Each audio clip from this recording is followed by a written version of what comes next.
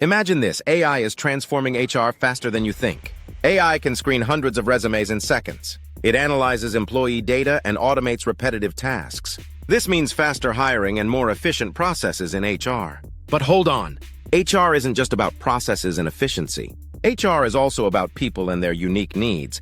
Handling conflicts requires empathy and understanding, something AI lacks.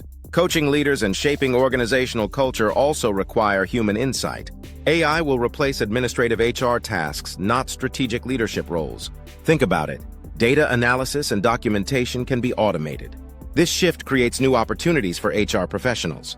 Now, with AI managing routine jobs, focusing on talent strategy becomes possible. Leadership development can thrive with more time and energy dedicated. Organizational transformation can occur when HR is not bogged down. So what's the real question here? It's not about whether AI will replace HR. It's whether HR professionals will learn to work with AI. The future isn't human versus AI. It's a partnership. The best HR leaders will master this blend. Are you ready to embrace AI in HR?